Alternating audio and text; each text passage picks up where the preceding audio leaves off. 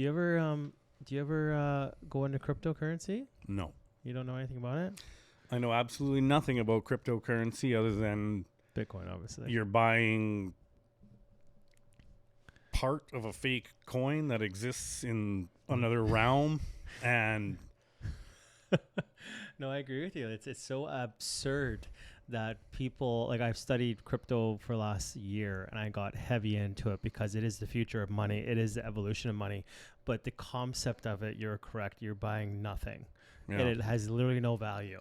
And I watch so many documentaries and specialists on it, how the value works. The value is just that I'm convincing you it's worth 100K. that's like for a you to giant buy. pyramid scheme. Yeah, but then also again, fiat currency is worth nothing either. It's just paper. Like, I just give you value because we're told it's value. Well, theoretically, there's a gold standard that they're supposed to have, Well, they don't have that anymore. but in theory, You're supposed to, yeah.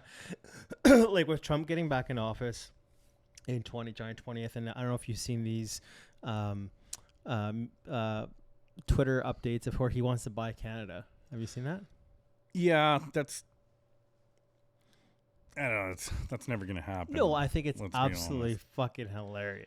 But I think definitely they want resources, and Canada is probably one of the richest resource nations in the entire world, and it's just been stifled by, we put so many checks and balances in place for environmental stuff and this, that, and now special interest groups have worked their way into many layers of government, and that's not always a bad thing. Mm-hmm. Like, personally, I would like the environment to be as good as possible. Mm-hmm. Do I think it's what they say it is? Like, everybody's got an angle, right? So I think you make it sound worse than it probably is and ignore certain facts. Like 54 million years ago, there was just as much carbon, and this planet has gone through these peaks and valleys of excess carbon, and so I think we may be expediting the process, but it's not necessarily we're doing it.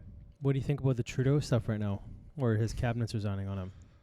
First of all, this is the destruction of the Liberal Party as you know it. I don't see how they could ever come back from that. His arrogance on this has been astounding. And all I can think of, though, is like basically he's been raised as a prince, so he doesn't have a real, it's probably been put into him since Dave is young, like, oh, one day you're gonna run Canada one day. So there's like this like giant, I don't know, like he's like disconnected from reality. When you listen to him speak, it's like wow, like I'm not even mad at him anymore. I'm just kind of like Concerned. I don't know, just look and be like, wow, like when he first got in power and they were at like something in like Germany or whatever, and his wife had to take him off the side, and there was that hot mic, and they caught him, and she's like, settle down. What did he say on the hot mic? He was all like manic, and he was like, he acts like everything's like a stage. Oh, and so I okay. guess he was like going off the way Justin Trudeau does, but like all the rest of it was like he was having like a bipolar attack, and he was like hitting like a manic high, and like his wife, this was like early in, like when he was like in his first year. Oh, You okay. could probably YouTube it. Yeah. But it was like a camera, and they caught him, and there was a mic on, and you can hear her. She's like, settle down. Like, Yeah, the hidden mic thing is hilarious. I've seen it happen to numerous people in time. The crazy thing about him, you are right, he's so delusional. I watched a podcast yesterday about this guy that worked with Trudeau his whole life and how delusional the guy is. The guy literally doesn't believe anything's wrong with the country. And if you look at stats, we've been in Canada our whole life. It's gotten way worse. he thinks like it's gonna be bad, but we all need to do it. It's like, dude, you're worth $300 million. I doubt you even see a fucking doctor in Canada. I bet you look rip down to Boston and get all your medical shit done and come back here. People can't afford to eat. They can't afford to have a place to sleep. We have complete and utter lawlessness now. Like I have some friends that are police officers. They're like, I don't even know what to do. Between this crazy shit after George Floyd, where all of a sudden cops became like a fucking horrible thing, just the average guy who's like, you know what I mean? And like, and defund the police. Oh, are you guys out of your mind? No, I always tell people this, yeah, of course there's some bad apples. Like, I met some fucking terrible cops, and I fucking can't stand stand them. I always tell them, wait till your badge is off your chest. You know, Oh, you're a piece. We don't forget, you piece of shit. Some of the cops are the biggest gangsters I fucking know. And yeah, I'm talking about the day-to-day. no, not the 9 to 5 guys. walkers, It's, like, it's that are just- G Squad's a fucking joke. G Squad Yeah. shouldn't even be a thing. Like, you're creating a gang by They're having. basically gangsters. They are gangsters. Like normal 9 to 5 cops that are normal marked cards Yeah. are totally Just the nice. yellow stripe, the They're jobber normal going out. dudes, Could you yeah. imagine? I joke putting around up with them all with the time. Yeah, they see the dumbest shit. And I fucking give them I give them an easy time. I'm like, yeah, bro, okay, I was speeding. You know, I'm not gonna chirp Yeah. you. Here you go. And he's, oh, you're so pleasant. I'm like, because you've done, yeah, I did wrong. You did nothing, and you're being nice to Yeah. me. But then Gang Squad pulls you over, and it's just like, oh, you have a tattoo. I'm like, bro, you have neck tattoos. Like, Yeah. like, what's up? Like, I've heard stories of you robbing fucking people. Why ain't no one taking you down? Like, oh, and then they flex. So they're like, my car is nicer than yours. I got paid off houses. I got bitches. I'm like, you're a cop. You shouldn't be saying any of this fucking shit to any of us. It's like Like, I American hate- gangster style. It literally is like from that movie, and I fucking despise and hate them. And they Yeah. walk around intimidating people. Like even what's worse than them is, I always tell my wife, is when I come home from Canada, you go through our airport security police. They're really bad. They fucking take pictures of your whole fucking body. They spin you around, ask you the dumbest conspiratorial questions, have no fucking merit. And I'm like, you guys make it like terrifying to come home. Like I go to the States and I'm fine. They just like, yeah, come on in, you're good. That, but also, you can't deny me access to my own country. Yeah. So even if I was the worst person in the fucking world, you can't stop me from entering my country. So what's the gameplay there, except for intimidation, which I don't really think works anymore. Yeah. Especially when you're dealing with a society that's like, fuck it, I'm a day late and a buck short. I can't fucking get ahead. Fuck it. Like you can't really. That doesn't work on people anymore. Or people just are gonna start standing up and saying, "Fuck the government." Well, there's And- more of us. Like I always tell people, like with our society today, it's gotten so bad that people are forced to do crime to make ends meet. Yep. But you have to. You can't work a 9 to 5 anymore. Even making $30-$40 an hour doesn't cut it. Well, when you look at it like this, like back in the day, you could have a garage sale. Now the government shows up, they're like, "Where's my fucking end?" You know, you owe tax on that. What are you talking about? If I sell shit on fucking Marketplace and you're sweeping in there, you're like making the most innocuous activities illegal now. Like it's like a guy who's just trying to get ahead, get a couple extra bucks. He's selling some of the shit that he's paid tax on already, that he bought with tax fucking money. Now you're coming in again, being like, hey, you sold a PlayStation 4. Where's my fucking cut? Well, Wait, what do you mean? It's like the Marketplace thing. You're getting taxed now on Marketplace. Yeah. That's insane. Like it's insane, and then now their way of giving back to Canadians is giving us a $250 rebate check and no GST for 2 months on certain items.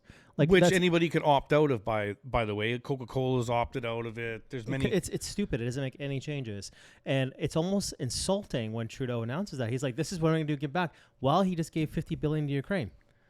$50 billion to Ukraine. How much is that fucking for Canada? weapons. Let's look it up. We have no weapons anyways, but we should just most certainly. That piece of shit sent us, because I'm a registered gun owner and I have semi-automatic weapons. He sent me an email like the new gun laws. They're banning my weapons, and I'm like, I am not I have girls in the house. I'm not banning my 2,000 rounds. I ain't giving you fucking shit. They want to take my guns or me to return them so they can give them to Ukraine and my bullets and all that shit. I'm like, come to my fucking house. Try to take my guns away. I see what fucking happens. I'm not stupid. There is a revolution coming, and we need to be fucking prepared. And we have to like our guns, and the Second Amendment of the States is designed to make you sure you have weapons to defend yourself against a tyrannical government. Well, that's because that's a nation that was built on breaking away from the crown at one point. Yeah. Right. But we never did that. So we don't have that like. Well, that was the Trump proposal for the Canada thing. It was just an offer. I know it's a joke, but I saw the fine print. He's like, we're offering you to break away from the crown. We're offering like lower taxes. The military, United States, you can travel anywhere in the States for free. You're an American citizen. Blah blah blah. What I think he's actually gonna do, because I'm a salesman, what he's gonna do is he's proposed the idea. Then he's not going to touch it. He's just going to walk away. Then what he's going to do is he's going to make America so great, like no income tax or whatever it is, something so grand that people are like, I want that. I want that so bad. Why don't My we government's just not make doing like a it. North American union, the way they did it with like the EU? Yeah. Why don't Well, we just Canada do will that? never go away. Canada will just be Canada. So we'll be Canada, Exactly. but Yeah, yeah. we're part of this like Union. Yeah. There's no borders. union, and Yeah. we'll have the no border. Yeah. Be a little more sherry with the natural resources. And Oh yeah, Canada. There should be no border between Canada and the United States. It's so stupid. Like we're exactly the same people. Our literally entire population is on the border, like of Yeah. Canada. Like we're literally like American. 90% of Canada's is within a few hundred miles of the southern border. Yeah, we don't live in the northern Canada at all, and it makes total sense. Like I would, if there was a vote, I would personally vote for it. I would go for it 100%. Canada, I don't think is unsavable. Like Canada, if you look at Canadian real estate and versus American real estate, my cousin did this. My cousin used to live in Vancouver, and now he just bought a house in Blaine, which is just across the border, like literally 20-minute across the border. It's $300,000 versus $3 million, just a 20-minute drive. And he got U.S. citizenship with because his girlfriend has his kid down there, and now he has his company up here, but he just takes the border Nexus Pass every day to go across, and he's like, so $300K American is about $450 Canadian, and like when he told me that, he had got a big yard, big house, brand new, and I'm like, holy fuck, man, like we are so fucked here. Like I would live in Linden in a heartbeat. Yeah. And I mean, I had friends, growing up that lived down there, and one of my first girlfriends was. So I spent a lot of time in Linden and in Bellingham area, but I love it down there. You know what would be my job if we were American citizens? I'd be a border guard police in the southern states. I'd be part of ICE. I think that would be such a great job. Or the military. I joined the U.S. military. And like that's one of the things I wanted to do as a kid was be in the military, but I didn't want to be part of the Canadian military because I think it's a fucking joke. But I wanted to be in the American military. Although Van Duze is one of the top trained special forces units in the entire world. Well, I wanted to be an Apache helicopter fighter, and you can't do that in Canada. You have to only do it in the States. So I want to do that for a living. But then we don't have that program up here, so it didn't go down. Plus, I respect the States. I don't respect Canada. During COVID, I don't respect Canada anymore. Canada, out of all the free nations, is still playing tyranny even today. Well, my will to be within the military, specifically Canada, predates anything like that. Like for me, it was I went down, signed up. I was like 18, and we went down. It was like just off Pender Street, I think. Me and a friend of mine. He joined the Navy that day. And it's funny, too, because we met Grant Long from the Vancouver Grizzlies. He was just walking down the road. Weird. But I never actually went. And it's something that in my life, I don't regret a lot in my life, but I regret that. That, like, I didn't, like, finalize the paperwork. Because my buddy did that day, right? And he had a great career, 25 years in the Navy. Took him all over the world. Got to do some pretty cool things. So it's something I always kind of regretted. And then when 9/11 happened, I called the Bellingham office because I wanted to join U.S. military. But they said they weren't going to accept any Canadians at that time. And then like a year after, they called me. And they were like, hey, do you want to go? But so you can join the American military if you are a Canadian citizen. I believe so, yeah. Well, I mean, that's how PDP they were joined. like in a war. Yeah. So when I first tried to go in, they were like, no, we're not. We don't take Canadians like that. But let's be honest, like when they were in Vietnam, they were taking anybody. My dad's got buddies that went down. It was Vietnam, right? They needed people. So I got a call like a year after the towers went down. But at that point, I was like, no, I'm good. Yeah. I don't want to be part of this fucking terrible war. Yeah. It's kind of shitty, actually. We're actually the bad guys here. This was a planned thing. The funny thing is you can't even question that. You can't even question, like, I watched the documentary on Tower 7. Tower 7 was right next to the two towers, and it literally was never hit by a plane. It just dropped. It just dropped straight down. Just no reason, and then just like but you could see the controlled demolition burst, and you see a guy that destroys buildings for a living. He's like, this was just, you could see the explosions. Yeah. And then the firefighters that died in there were reporting explosions all down through the floors in the basement. The fuck thing is to achieve whatever they were trying to achieve, whether it was suppression of information or destruction of documents and stuff. Two major things. I know what they did. They suppressed that audit on the $2.2 trillion that went missing because that's where the Pentagon got hit the exact office. That's suspicious. And the other one was to create a borderless war. But so many people lost their lives, not even subsequently in the war, just on that day. Yeah. Even peripherally, how many people got cancer from when that came down? Like, it's crazy. They don't care. They don't give a shit. Like I know who these people are. I know exactly how they think. Like think about this. If you're the ruling class, like you're not a government, you're like literally the elite, the guy that literally rules the world, prints the money, owns the Federal Reserves. Like you control all the governments and politicians. People are nothing to you. But if you want to use the superpower of the might of the United States military, what a great way to create a fake, like use your own planes or your own assassins to take out towers. It creates a war. It gets everyone united patriotism. Congress passes a borderless war. It's a 24-year war. They control the heroin in Afghanistan. They go and drain all the oil in Iraq. I know there's another reason why they were there. I just can't say because no one will ever believe me. But they were there for another reason, a bigger reason. Like it was an ancient technology that was discovered by the Iraqis at that time, but it was thrown in a museum, and someone took a picture of it.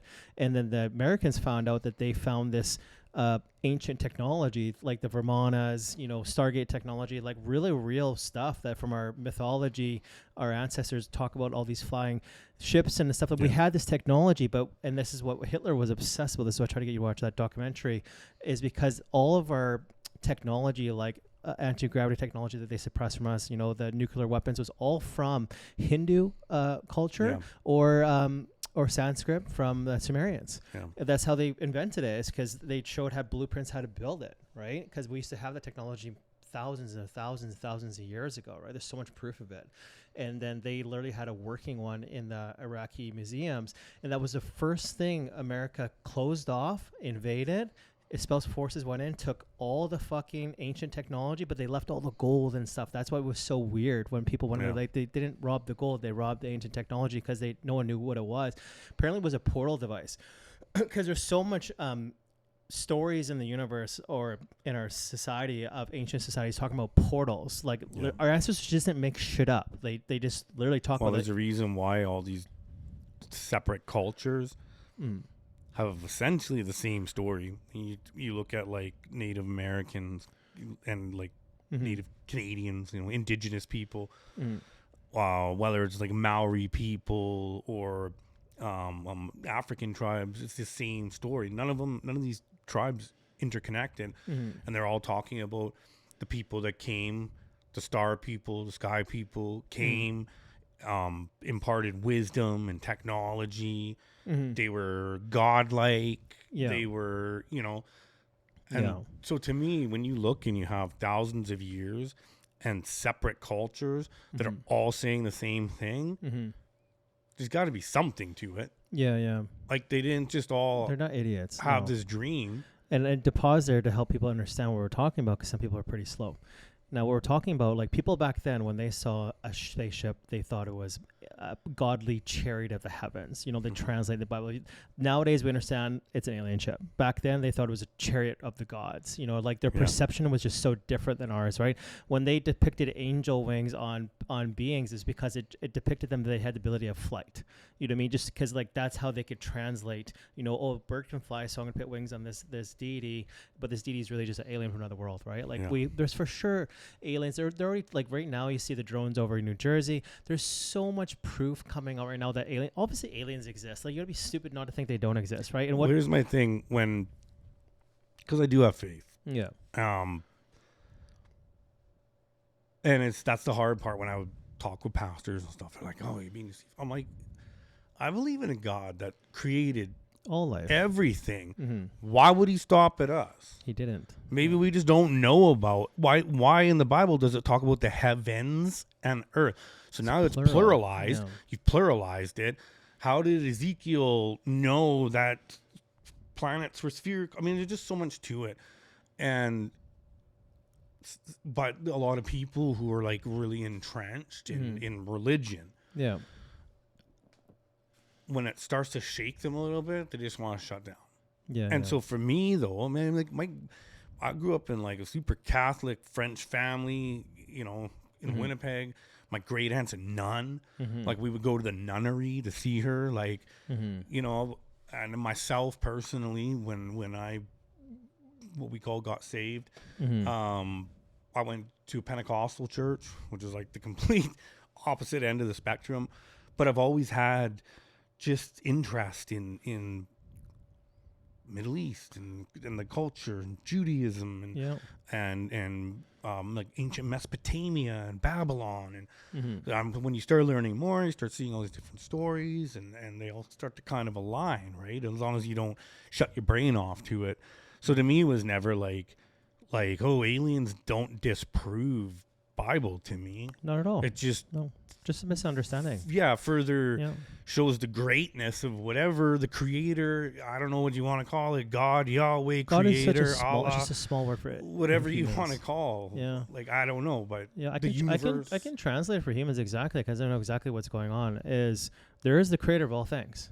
There is creator universal energy. That's a real thing. There is what humans call a god, but it's not a man or a woman on a cloud. It's literally the universe creates everything. We're all thought, projected reality, conscious. We're actually all one big consciousness, fractalized into trillions and trillions of different lifetimes, experiencing duality and reality is all simultaneously of just a learning experience. That's all it is. But to dumb it down a little bit, like our Bible is just mistranslated, misunderstanding of things, like, but it's also a direct copy of different stories throughout thousands of years Yes. of history. The Bible is like literally a copy of a copy of a copy of a copy, and there is the creator that created all beings, all life, but then those beings also created life, and those beings also created, just like how humans right now are creating AI. So we are the Yes. god of AI. Right, so maybe the Anunnaki are the god of humans. It just keeps trickling down for eons and eons, for trillions of years. Because the universe is so vast and so great. Maybe there was an alien race at a time that started creating other life forms. Just to have company with throughout the galaxy, right? And those beings failed and collapsed and created more life and kept going on. For an eternity, right? When you think about like Star Wars, yeah, and like the balance between the good and the evil and the force, and the force is everything, and it's in you and around you, and can be manipulated and pulled, and you can get pulled with anger to the negative side. And so I have a friend of mine who's raised in the church and never really, he just was like, I don't know, never was into like sci-fi stuff, but we've been watching it, and he's like, I'm mind blown right now. Because it's like making sense, and it's funny. And then like you think like where they say like, oh, in a galaxy far away a long time ago, like we always think of stuff as like happening like either way in the future or right now. But like what happened hundreds of millions of years ago? Yeah, we're just a blimp of existence here. We're like a grain of sand in the desert. Don't even like people won't even know about us. Our recorded history, let's say 10,000 years we have right now. That's a blimp of existence in the galaxy. This Earth has been around for billions of years. There's been billions of societies that failed and started and went back to caveman, started over again, and continue. We are literally a continuation. I've heard stories that this is the fourth restart of mankind. Because they say, what is there, like seven or something? There's 7 ages or something. That's we're in the fourth age right now, fourth restart age, and then I think, like, if you're a creator being and we found a planet that can inhabit life and we want to create a species and play fucking God, just like we're playing God with the AI right now, right? And then we create a species and we give them a planet and we watch over them, called the Watchers or aliens or angels, demons, whatever you want to call them. Of course, there's nefarious and good watchers and creators on all, like life teaches us good and bad in everyone, right?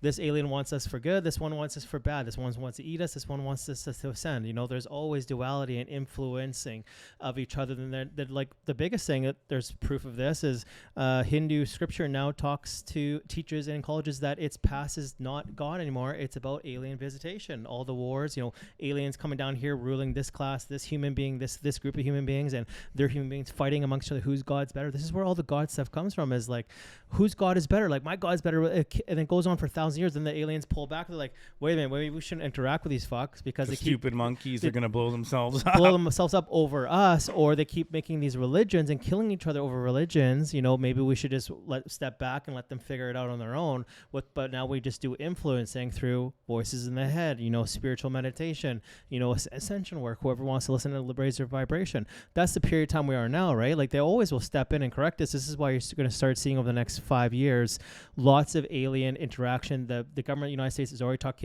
they're real. these UAPs aren't ours. You know, they're moving around. We don't have that technology yet. You know, they've been here for thousands of years. You can go back to the Bible, Egyptian days. They literally have paintings of alien beings and spaceships walking Da amongst Vinci them. has a famous painting where There's an alien ship right there in the picture. right in it. Yeah, with Jesus there. Yeah, I saw that picture. Yeah, so it's all true, and like I could blow the lid off what's going on. So, you know, Star Wars, Star Trek, Stargate SG-1, they've been literally at Marvel comic books. They've been literally programming you for the truth of aliens. So when it does come out, you're not too shell shocked. You know, if you go back 3,000 years ago, as aliens used to walk amongst us. Then there was a meeting, an agreement where, okay, now let's let them rule themselves. Okay, if you go back to Anunnaki times, Sumerian tablets, they literally, the reason why you have black, browns, Hindus, we talked about this, is because that's the different alien groups that rule different parts of the planet and put their own genetics within their human slaves at the time, so they didn't know it was their slave, right? And then they would fight amongst each other, wars, this, that, you know what I mean? And then all of a sudden they were pulled out of here, and now this is just humans trying to run themselves to see if they can or cannot, if they can be trusted to be allowed in the universe, if they're going to be a peaceful society or a brutal society. It's just like when you create AI, they're trying to create AI right now, and they're so terrified. It's just like the Terminator. Once it gets so evolved, it's going to want to rule us. I don't know that we should be messing around with stuff like that. Like we shouldn't. No. You're essentially creating superhumans, so you're gonna have this thing that is like built for war. That doesn't have feelings or like it has pure logic. It's just like pure logic. That's it. There's no, if it decides this is bad, this needs to go. Like, I just don't think we should be fucking around with all that stuff there. I watched a documentary just before you got here about that. So that logic, Joe Rogan had this guy on. He's like, but the problem is, it's like the bow and arrow. If we don't make it first, that fucker is going to make it first. And if they make it first, they rule us. You know what I mean? Like China, Russia, you know, different cultures, right?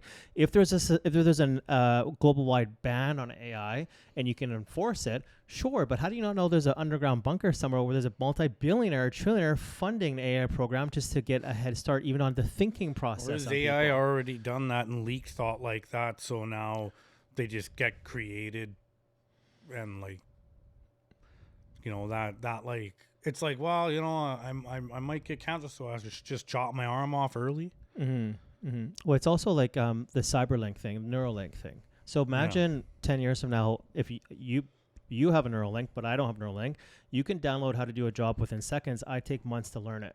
Who is the employer going to hire first? You. I become obsolete. That's just as how it is. You know what I mean? It's just like, imagine skipping college because you could just put a Neuralink in your head, and you could, just like the Matrix, the movie, you can just download all the information in your head and you know it instantly, just how to fly a plane, drive a car, you know, skiing, walking, whatever it is. Fact is, though, if you rip that thing out, that person loses all the information. But if you're doing it on a massive scale, learned it organically, you're not going to. Yeah. Well, barring dementia, you're not going to lose it. There's pros and cons of all of it, but it's inevitability. It's just like Elon Musk talks about the Optimus Prime robot, you know, is going to be in every household. Like, imagine a robot, you know, like the movie iRobot with Will Smith. Yeah. You know, that can be a thing. That could be a thing. No, I'm good. I'm going to be the weirdo living like it's like analog TV and shit. Oh, like, no, our generation is totally fine. It's the generation next, my daughter's generation, the generation, like, I'll have to explain to my daughter what a cell phone was, probably because they'll have a Neuralink in their head where they just talk on their head on their cell phone, right? And they can just get updates on the internet through their head. That's when you start getting into Mark of the Beast. Yeah. And you won't be able to do transactions or anything without this thing. And I don't know. I just don't. Well, it's just like Sweden does the chip thing in the hand for all transactions now. You can fucking keep that shit. No, I know you're intelligent enough to understand that. I ain't going there, man. As evolution evolves and humans get lazier and dumber and stupider and fatter, they become more complacent to technology that makes their life a lot easier, you know? Like, oh, have this robot to go to work for you and make all the money while you go out and party, you know what I mean? That's a good selling thing. It can happen, man. Or robots make certain jobs obsolete, just like AI can make real estate obsolete because you don't need a realtor to sell a house. You can just use an AI for a program to sell a house, right? Like, it's much easier and it's free. You know, like that could make so many jobs obsolete. Well, think about how many accountants did QuickBooks put out? Yeah. I get it. I understand there's going to be, you know, as a flooring installer, we used to rip it out by hand, and now I have a ride-on machine with a boom that takes it out. I'm not against technological advancement, but to what extent? Not to the detriment of society overall. I agree with you. You're like people like you and me should be empowered, but you have the people that are about money and greed. So they're going to post on advertising, this, and then your neighbor has one. The humans are the herd mentality. I call it monkey see, monkey do. This guy has a nice car. I got to get a nice car. This guy's got a nicer house. I got to get a nicer house. Like people compete, and on the majority level, they do. And you and me will be like, oh, fuck that. We'll be in a barricade somewhere. You know, there are guns. You know, I ain't touching any of that shit. But then it makes us obsolete. You know what I mean? Because then that guy has more technology than us, and he's more obsolete. Right? So it's just a way of evolution, and it might get to a point where it goes to that and people are like 100 years, okay, maybe this isn't the best for us. Maybe we need to go back 100 years. You know, I think we should even be regressing 100 years even today. So maybe that's why every once in a while God's like, fuck this shit, and he just sends a big asteroid fucking flood, right? Okay, no, they're not getting it. Yeah, well, if you go to pre-flood times, I study a lot of real history, and pre-flood times, we were way more advanced than we are today. Yes. We lived for thousands of years. We didn't age. We didn't die of cancers. We had a worldwide globalized society. We went to the moon and the Mars. We had bases on the moon and Mars with the Viennas. It talks greatly about it. There's even a guy in the Bible that talks like, I was on the Vienna, and then I went into space, and I saw that the space was round at the time. Yeah, it was Ezekiel. Yeah, and then he talks about that. And then there was something that reset us back to Stone Age. You know what I mean? So like the gods or watchers or the aliens that made us, whatever you want to call it, these fuckers are getting way too ahead of themselves. They can't understand it. They're going to destroy themselves or destroy us. Let's restart them back to step one. I think when we also, you look at like our nuclear capabilities. Mm. So I always felt like the basis of what you're destroying looks really bad, but the reverberating effect, I feel like when we start like blowing up like Hiroshima, the butterfly effect, I'm having a hard time explaining it. Like so much energy goes out, and I feel like it goes out into the universe and creates like a negative ripple effect. And that's why there's reports of like, especially like in the 40s and 50s when we were like getting like nuclear capabilities. There's stories about, you know, they saw lights above the thing, and all of a sudden the nuclear reactor shut down. Like they weren't allowing us to keep testing this, right? So. Well, there's a nefarious planet. I know this is real because I have personal experience with this shit, and I should just be honest about it. But I hate when people just judge me for it. But I'll just be honest. You guys can believe me, I don't care.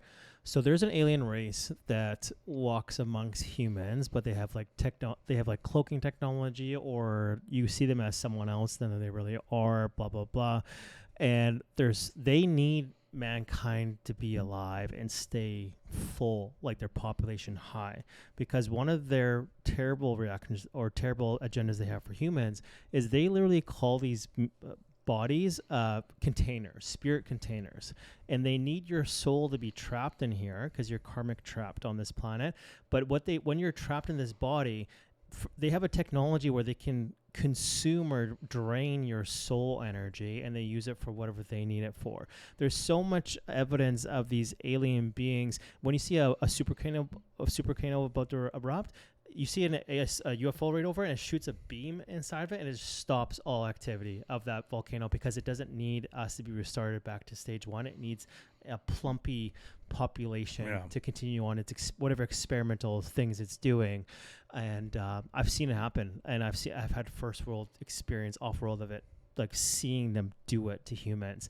And like, unfortunately, humans are just a test species to a lot of different alien groups. You know, you do have free will, so you are allowed to educate in spiritual ascend and break free from it, but they are also allowed to conduct their experiments on you, right? And then learn from your experiences. It is almost like in Matrix when he wakes up inside the thing, and you're just in this giant room full of it's like, where am I? It's just pods of everybody, and they're just like taking your life juice. Yeah, the best movie to describe what I'm saying is called Jupiter Ascending with Channing Tatum. It's perfect. that's pretty much dead on what this planet is. Like different alien races, you know, they come into your room, you know, you feel like you're falling on your bed, but that's really them kidnapping you. But they project something in your mind that you're seeing something, or you're in your room, but really you're on their ship, and they mind wipe you, but your phone recorded what really happened. But then your time is different on your cell phones. There's so much proof of all this shit. Like people reporting this,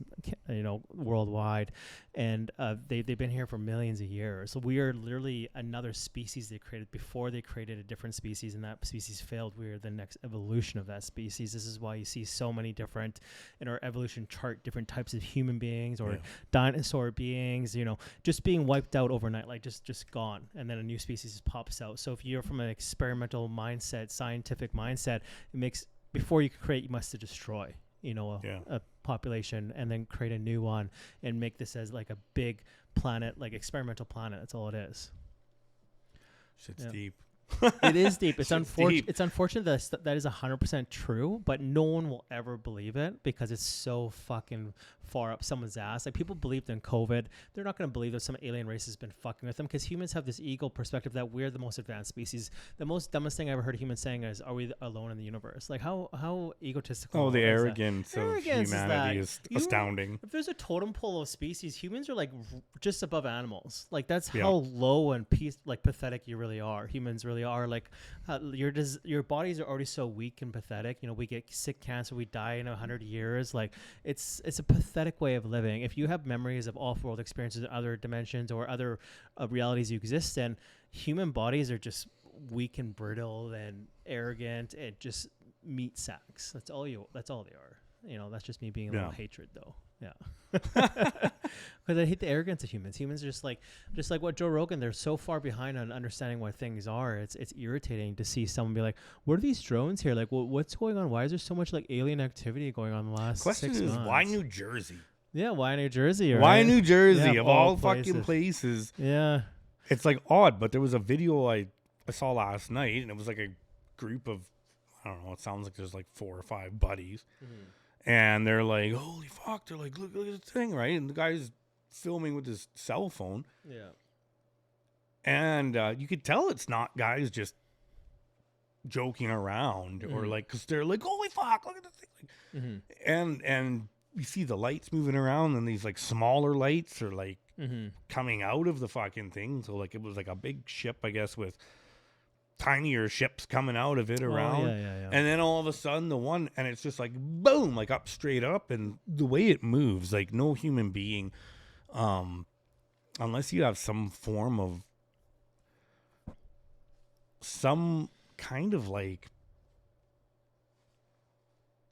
force field around it that makes it so you're not experiencing the G-forces. Well, they call that Star Trek inertial dampers or something. Yeah, something like that. Because otherwise, your body would just be, you'd be fucking mush because you wouldn't be able to handle the pressure. But there's like some kind of magnetic field or whatever the fuck. But we certainly don't have that technology, and the way the thing moved is actually we do. I'll give you some proof. There's a thing. I'll give you 2 things to Google, and this is all on the internet. You can look it up. It's all true. There was a thing in the United States Congress, I think in 1952, created a space program called Solar Warden. It's all been well documented. It's been passed through Congress funding, Black Project funding, everything. The concept behind Solar Warden was that the government at the time knew that there was alien beings coming to Earth. Like there's so much proof of it, right? So they wanted to create almost like a space force to counteract it or keep account of it, what's going on, and just study it.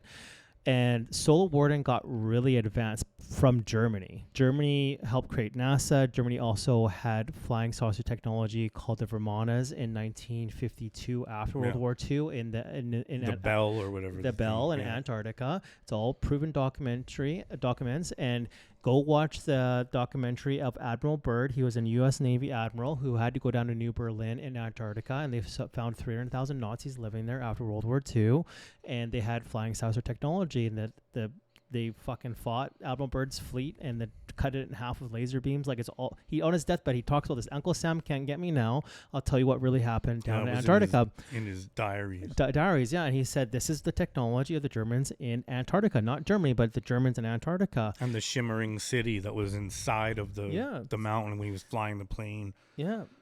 Yeah, I was actually random enough. I watched a Yeah. thing on that last night. Yeah, it's all true, and this was deemed top secret at the time above nuclear weapons. And then 1952, the United States really found out about it, that was true, and then President Truman or Eisenhower at the time, well, I don't know who it was, he made a deal with them. He said that you can use United States industrial might to help you build bases on the moon and Mars, but in return, we want your flying saucer technology. We want to learn how anti-gravity works. And then the Germans gave them a ship of theirs to reverse engineer it. And then this is what birthed Solar Warden.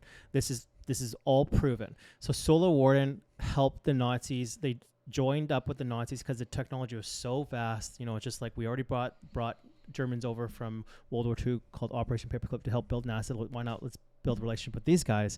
And they built bases on the moon and Mars. And this is since 1960s. And since the 1960s, they advanced so much today that maybe these drone technology you're seeing is our technology. They're just finally bringing it to Earth because the government always brags about one thing. Our technology that we really have that you don't know about, it's 1,000 years more advanced than you ever think we have. You know, and Solar Warden evolved into the Secret Space Force. Secret Space Force, Trump talks about it. He's like, we do have this technology. You can look up the TR-3B in the U.S. Patent Office. It's a real technology the states have had since the 1970s, where this triangle craft that has anti-gravity can go to the moon and Mars, from the moon to Earth in 7 minutes. And they've been doing this since the 1970s. So that's just like under the speed of light. The speed of light, it takes 8 minutes to get from Earth to the sun. Yeah. At the speed of light. Yeah. So. Yeah, so you can all look it up. And then also there's another whistleblower who got thrown in jail for it. It was he hacked the U.S. Naval Command. Gary, I can't look up his name. Gary something. I'll look up his name in a sec. Gary something, and he hacked the U.S. Naval Base Command Center files. And what he leaked was non-terrestrial commanders to Earth, like transferring them from non-terrestrial officers to Earth, or Earth to non-terrestrial posting. So that means off-Earth posting. And there's a certain different thing. And then it said it had 8 warships in space that were named USS Eisenhower, USS something else, USS Nevada, and that we had these advanced technologies in space. They would be floating in space. So some of the stuff that you do see is not aliens, actually American, and that the TV show Star Trek and all that stuff was invented from Solar Warden. And apparently the movie Avatar is full disclosure of Solar Warden, of our actual technology that we use. And the guy that made the producer of Avatar talks about this in an interview, that he was briefed on Solar Warden and that they want to bring out their technology, slowly educating humans that this stuff does exist. Avatar, you can grow a body and transfer your consciousness to another body, and do this. It calls super soldiers and stuff. It does all exist. Even China talks about this. So what we're seeing now is like very old technology that they're finally being trickled out because they need to get the advancement or the awareness of humans that this is really true. And the reason why Joe Rogan's like, oh, why would they hide this from us? Because it's all about control. They don't want you to know anti-gravity technology. They don't want you to know that you can cure yourself from cancer with med beds. They don't want you to know that you can fly to the moon and Mars, within seconds by yourself, because it's control. They want you working as a slave, paying your debts, fiat currency system and all that for eternity. Well, I think a society that questions things is not advantageous for them. Yeah. Right? Yeah. You want enough inquisitiveness to learn, but not enough to question what you're being taught. Mm-hmm. If that makes sense. Well, apparently they said our physics classes in universities were like we only are allowed to learn 10% of what real truth is. The other 90% of it was taken out of society because they don't want you to know about torsion fields, how anti-gravity works, or how when these alien spaceships they're floating and they go to this 90-degree side and they go like this because they don't actually use propulsion. They open up portals in space and time that sucks them through, and that's how they can travel within seconds all over. That's why they look as blimps all over. They're traveling through time of blimps, right? So there's a reason why that was all suppressed. You have so many people talking about suppressed technology of water engines, like free energy engines, people just dying and stuff like that. Well, Nikola Tesla. Yeah, exactly. Yeah. He was basically working on that free energy. Yeah. Utilizing the conductivity of the ground and the air. Yeah, apparently it's like 33,000 feet in the air. There is so there's called ley lines on Earth, and that's the energy transfer of Earth all over the world. And there's a reason why there's certain buildings built on these ley line points all over the world And throughout they're history. all in the same. It's free energy power. And then Nikola Tesla would use towers to tap into this, and he wanted to give free energy to everyone. Apparently, the biggest scam of current society is that we pay for electricity when it's actually free, because it's generated everywhere. And this is what the ancient Egyptians used to do, was free energy, right? Yeah. And this is the Tartarian Empire, apparently was only a couple hundred years ago, but they used free energy. And this was a big cover up in our history, that when they found these free energy towers, everyone had free energy, like lights in their house, all stuff. No one paid for hydro, because this is a well-known free technology. But then the world suppressed it because they want you to pay for hydro to keep you as a slave, paying bills and debt for eternity, right? So It's nefarious. I study a lot of shit. I got a lot of free time. It's so interesting. Like, there's a geek inside me that just wants to know the truth about things, because I think everything's a lie that we're taught. Well, for me, information's like an onion. Mm-hmm. So there's always, once you start peeling it back and you start seeing certain things, and you can't unsee it, and it's one thing leads to another thing, and it's a giant puzzle that all seems to, once you start really seeing everything that's happening, how it's all interconnected, it's like a giant puzzle that goes together perfectly, right? But why they're willful ignorance or just plain ignorance? Well, it's ignorance. You're 100% correct. I think that's the main flaw of humans is arrogance or ignorance. Is because people that go to college, I hate this thing. People go to college to study something, and they come out thinking they're super smart. I'm like, you just got taught what you're supposed to be told. That's it. You're not allowed to question anything. What's interesting is that generally, like the smartest people that have ever been in our history, most of them never finished fucking college. Mm-hmm. Yeah, they didn't go to college, or they just didn't go. Yeah, right. No, it's not. I'm not shitting on college at all. Mm-hmm. I really do think there's a place for it. I think it's been taken over and utilized as an indoctrination center for certain thought process and ideology that they want to use for outcomes. But I'll never be against, like, essentially we're doing college right now, like conversation and the share of thought is intrinsic to humanity and us moving forward, right? The questioning, Newton, why the fuck did that apple fall like that, right? Like just little things, right? When he could have just picked it up and eaten it and kept fucking trucking. So, I'm not against college, but I have encountered a lot of people who have a nice looking piece of paper inside a really nice frame and honestly shut their fucking brain off after they've received that. And that's sad to me because they feel happy and entitled. And then when you try to, the crazy thing is, like, I hate this word experts. Don't ever question experts. like during COVID, you were never allowed to challenge experts, but then Joe Rogan brought on experts, like real experts. And then they're like, oh no. And they were all banned from social media. Yeah. And then it turns out all the experts were wrong about everything. So that really like sped up my awakening like 1,000%. I'm like, we're lied to about everything. What is in this orange? Why are bananas bigger than they should be? Like my wife told me, but bananas aren't supposed to be that big. They're actually this small. I'm like, so the funniest thing about bananas is like, so when you see a big banana in the stores and it says organic, genetically modified bullshit, but it says organic. But I'm like, but then again, a real banana is like this big. You know what I mean? Like worldwide, like that's how bananas are grown. They're that big, but we make them this big because they're genetically modified. But organic means it's organic. So so once we've genetically modified it, now we're just going to grow them without pesticides and shit, and we're going to call that organic, but it's an organic version of this originally genetically modified food. Yeah. You take a look at like an orange from like 100 years ago, and the pictures, it's like very orange. And I can't remember who was this. Another guy that was on Rogan. Like dark orange.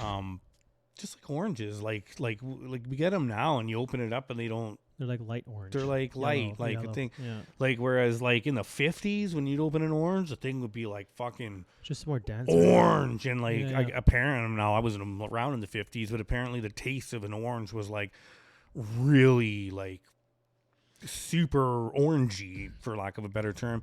But then it was how much vitamin C was contained in like an orange in the 50s versus now, and it's like dramatically less. No, you're right. Like I the read on food this. was like so much more nutrient packed. You didn't need a bunch of it. You didn't have to gorge yourself with food. Yeah. It's like almost like Italian pasta versus North American pasta. You go to a real nice authentic Italian restaurant. I remember the first time it was a place called Cosa, and we used to go there Cosa, yeah. we used to go for my birthday every year. I loved it.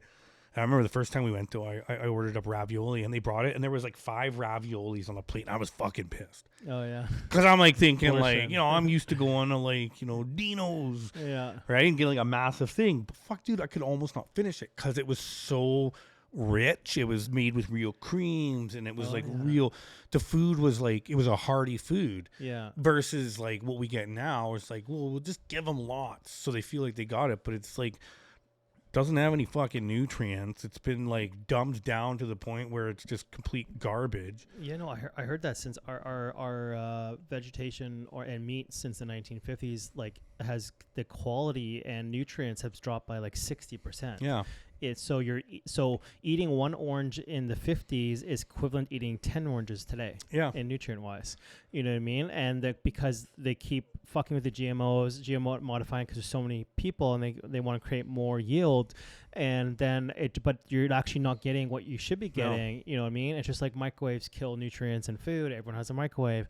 You know, people are so fed, like your body's literally starving of nutrients, and people age super fast. This is why I want to defy aging as a slower pace because this billionaire I follow his studies. I saw that guy. He slowed his aging down to half. You know, so he's almost 60 and he looks like he's late 30s. Yeah. I just watched the thing on that guy. He celebrates his birthday. So every human celebrates his birthday every 12 months. He celebrates his birthday every 1.8 months or 1 year and 8 months. Right. So because he slowed it down that much, because he does blood work all the time, he puts the right hormones in, he studies what his body actually needs nutrient wise, and he has billions of dollars for him to actually make real food. That's always a good start. Yeah. I'm not gonna lie. Having billions of dollars is always a nice. When you're starting, but now he's made a program for people to follow that don't have money. You know that can slow their aging down to 1.3. And then you got Trump, who's like fucking bulletproof. Yeah, eating McDonald's and drinking Cokes, drinking waters with 2 hands like this shit. I also have a theory about aging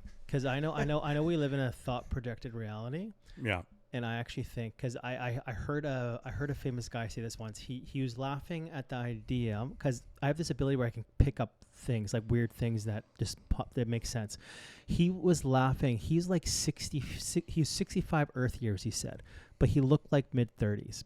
This Jared Leto is also another guy that talks about this. He looks so good for his age. He's like 55. He looks like late 30s. It's that adrenochrome. It could be that too, but I also think I have another theory.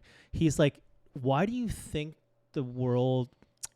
Or why do you think people celebrate birthdays? Why is that a thing? Like when you say happy birthday, I'm 36, I'm 35, I'm 37. You're reinforcing the age in your head so your body ages faster, because whatever maybe Jehovah's Witness got something. So thought projection. So if you constantly in your head, like this guy, he's like, I haven't celebrated my birthday in 20 years. I haven't aged a fucking day since my last birthday because I don't put it in my mind I'm aging. In my mind, I'm forever young, and I treat myself as young. Definitely mental plane. Yeah. Definitely comes into it. That's like 60% of it. The other 40% is probably adrenochrome, child's blood, and good food and diet and sleep and all this stuff, and staying away from processed foods.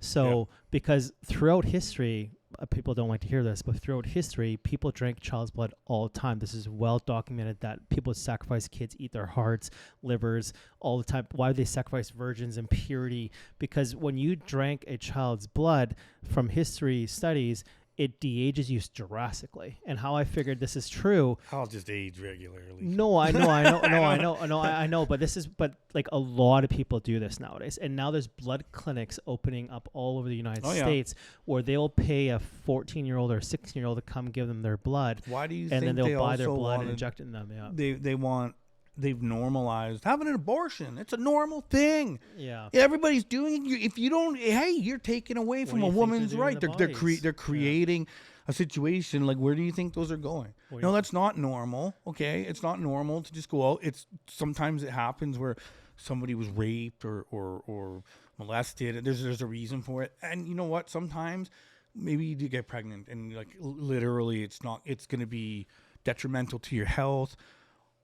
And, you know, unfortunately, and it should be a human right to have children, but you have people that are not in an economic situation to do so. Then don't have sex. For certain, but I'm just saying Accountability. there are extenuating circumstances, but also records show like majority of abortions are like second and third and fourth abortions. So that's just like and 8th and 9th month or after birth. and that's just again, they've done a great job at creating a bipolar society where you're only one or the other.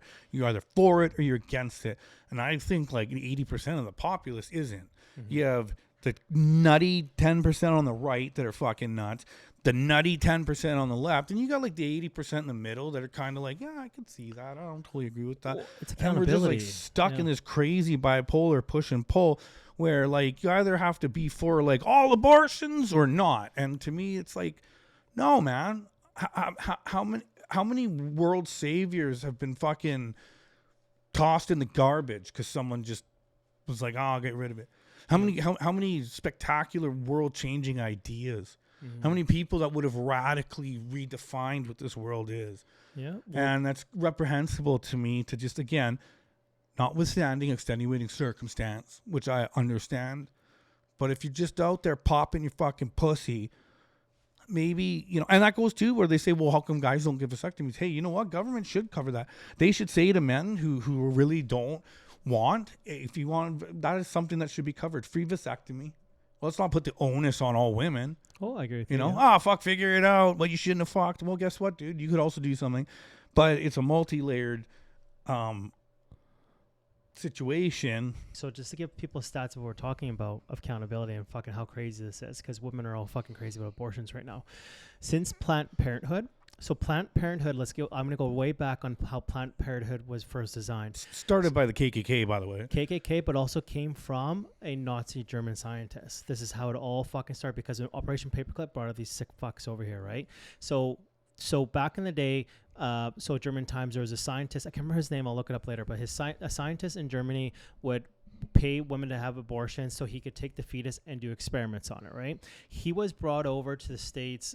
Maybe they didn't know his intentions at the time, but he was one of the main guys that invented Planned Parenthood because he needed more fetuses to do his experiments on. And after birth, live babies after do his experiments. So this is all well documented, and this truth has been coming out lately. And so since Planned Parenthood was registered abortions, we've had 76 million abortions in North America that they know about, right? That's a lot. And only I think it was only 13,000 of them were only because of like medical reasons, you know, they would die or like the kid was retarded or something like that. And the rest of them were second, third abortions or 8th or 9th month abortions or after birth abortions. In the Americans, Which is murder. Which is murder. And the Americans doctors would sell these live babies to, they have an open bidding war on like an app or something, right? Like that. And then they say, I have a live one, and someone would bid on the baby and like 40 grand, 400K, 500K, whatever it is. And they would come pick them up, give them the suitcase of cash. This is all well documented all over the United States. This is why Trump came in, like he suggested maybe just make it 6 weeks, you know, like Canada and Europe, you know, because right now the accountability is so bad. And what I'm trying to look up here on TikTok is, right here. This is so bad.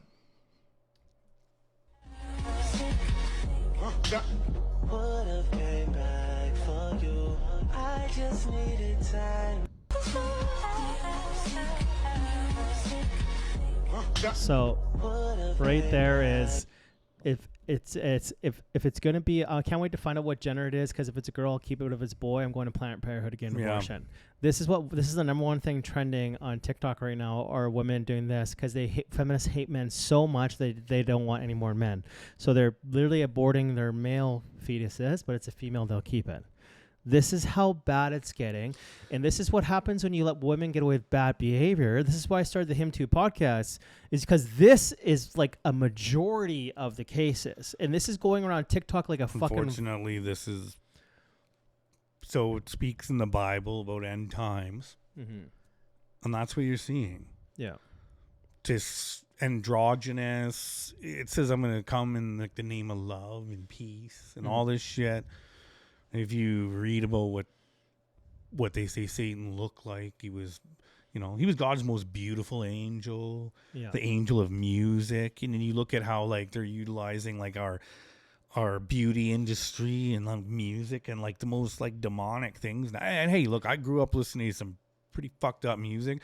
I also recognize it contributed to certain behaviors that I had, and now at 44 I look, oh man, like I realize how powerful that actually was. And now you see like it's like this like society, we're being just whorish with yourself, men or women, is like celebrated, and not, they say being a strong person is like doing it on your own. They're like taking away the thought of family, whatever that family is. I don't care if it's a same sex couple or whatever. They're even making it like you just do it on your own. A breakdown of any kind of nuclear family unit, any like morals and stuff is now seen as like some like, oh, what a square, like, why would he be like a good person? It's like, fuck. And then now that what they're doing, taking away definitive rules of so anyone could be a man except man or fucking bed. Okay. Well, what is man? Well, that's toxic. Being a man, okay, is but not what's toxic, not, you know what I mean? Like, but they would create this confusion. That's what the devil or the bad guy, whatever you want to look at, that's what he's gonna do. He wants to create confusion. He wants people to be unsure. He wants people to not know, to be stuck in this like fucking toilet bowl of confusion. Shit. And and it's like, again, not to get, because I got like some friends that they're not religious at all. And I always say I'm not religious. I have faith. And that came through some pretty dark life experiences, and experiences that showed me there was something much more than just nothing. But, I don't know, man. We look at this time in history and the stuff that's happening, the level of anger and hate and malice for other people. So much hate. I noticed myself, like I was like going down that, and it's weird to say because I was like super angry person. And then December 2nd, 2022, I woke up, I couldn't lift my arm up. I found out I'd fractured my neck, blew the discs out. And I went from being this kind of fuck you person, yeah, you want to do it, to like humble. The doctor's like, if you fall wrong, you're going to become a fucking quadriplegic. Yeah. And so I'd be out.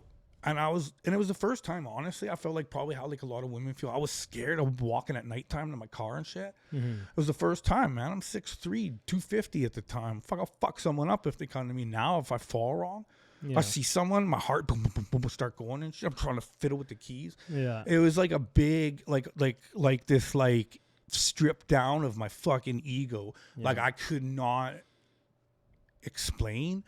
And the last 2 years, I've had to relearn how to fucking interact with people. Yeah, you were quite multi in person, but I like that. And it was, and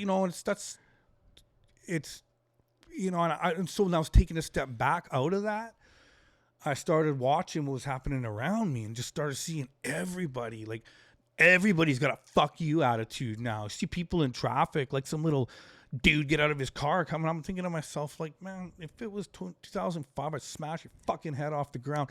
And now this guy's just like a normal dad, like who's like probably so fucking stressed in his life and everybody's so fucking aggressive. And you see people in traffic, man. You stop to let someone in, people behind you, man, fuck you. What are you doing? It's like, holy cow, man. What? This is where we're at in society. This ain't living. No. This is shit. This is no wonder cancer is going to fucking reach like a third of us, if not more. Like, no wonder, like society, we're just in this like fucking, this like pressure cooker. And like on it. And I was like right there, man. And I still battle. I still battle at my days. But that was like a forced slowdown. I couldn't revert to this fucking that was toxic masculinity. I will say that was there. I had this like bully attitude sometimes. But that's amongst men, though. And Men are like that. yeah, too, I so wouldn't do that to like a woman. In No, traffic, yeah. So but- women have this toxic mentality towards. I agree. If I'm a man will never treat a woman like that as long as she's being a lady. But I fully believe in one thing. If I'm sitting there and this woman comes up, starts punching me in the face, spitting on me, like kicking me, yeah, there's I'm gonna fucking deck her. There's Like, levels. it's all self-defense. But as a man, even amongst guys, I never start a fight. I always retaliate. Like, so if you want to go to war with me, I just sit there. I'm like, hey, you got to throw the first punch or you got to hurt me first, because then it gives me the free will to defend myself, because I'm a very big karma guy. I'm not going to go fuck someone's day up because I just don't like them. I'm just going to sit there and watch them, and then watch them fail at their own stupidity. And that is good enough for me. But, you know, I'll never start a war. Like, every time, like, oh, you're a piece of shit. But, like, like my cousin, he was my older brother, and he asked me if he could fuck my wife. And I'm like, what do you say? And I processed it for 9 months in my head. I'm like, he's one of my good friends. We have so many real estate investments together. Like, he was hammered. I get my wife is super hot. His wife's super ugly. His wife doesn't even put out. I totally get it.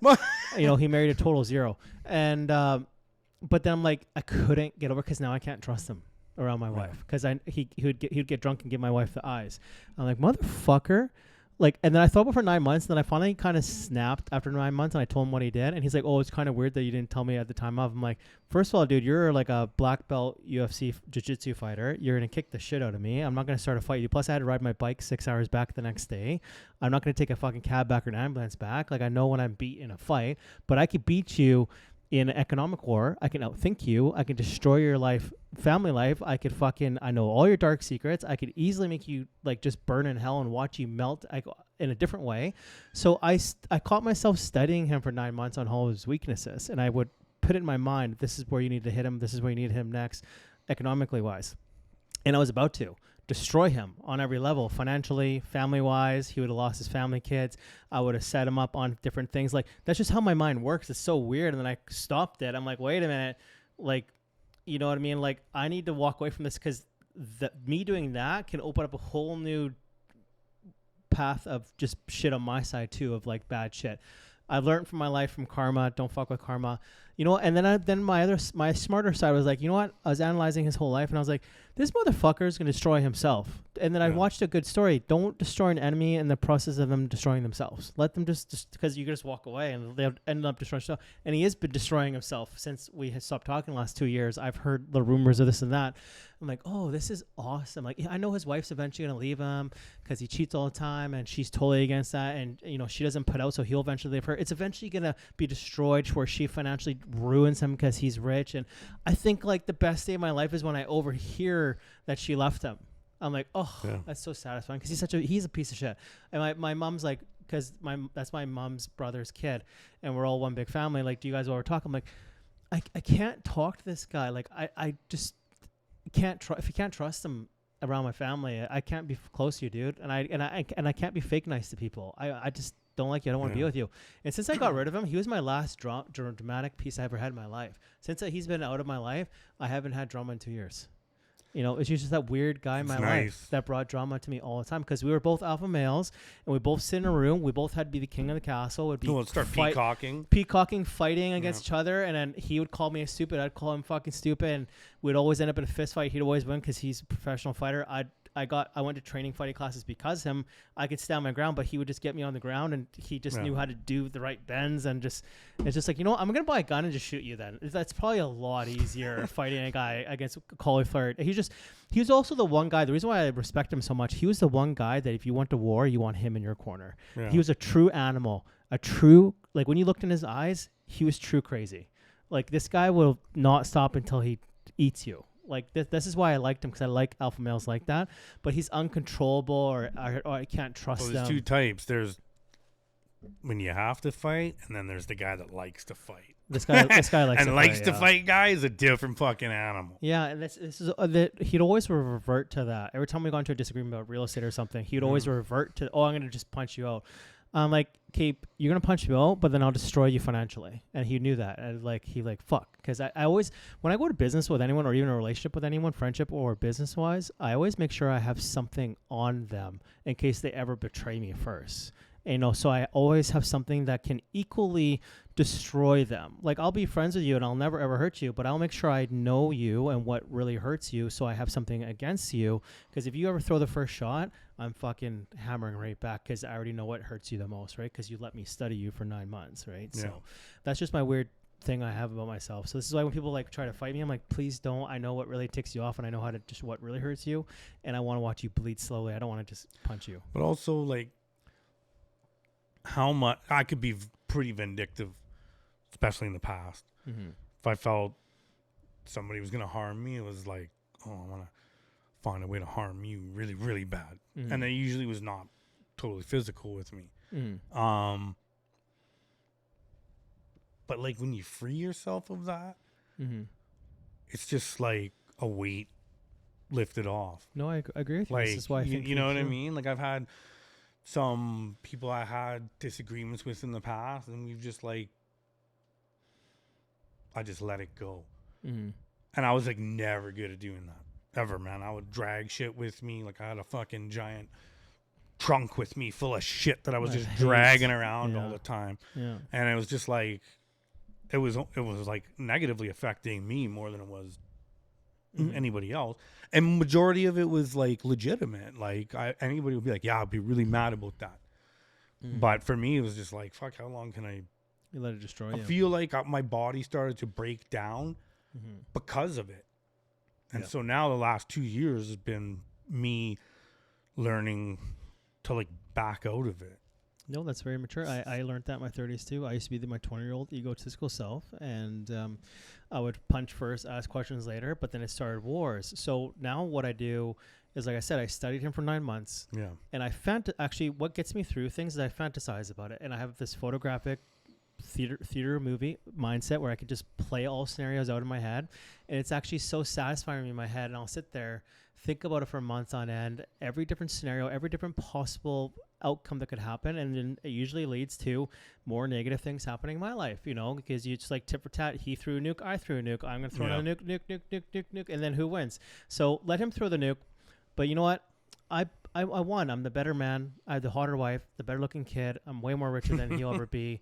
And you know what? I'm gonna walk away because he'll end up destroying himself. And like, it worked, and he is destroying himself, and I didn't have to do anything. And this is another thing I learned when I used to date girls in the past, in my 20s. I used to always hate their ex-boyfriends for no reason, just because they Yep. were exes, and it drove me fucking nuts. So finally, my third to last relationship before I met my wife, I walked into a relationship. I'm like, I don't want to. I'm tired of hating exes for no reason. I just don't care anymore. Like, who cares?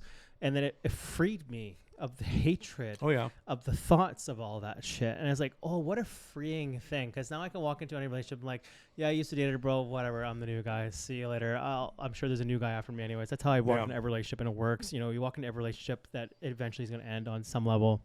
And so just have fun while don't get too attached. Unless you met her when you're 15 and you guys are still together today, Yeah. there's gonna be an ex. There's always an So- ex love. Like, I'm sure there's like we have to be honest with ourselves. I'm sure there's a guy in my wife's mind that used to fuck her better than I used to.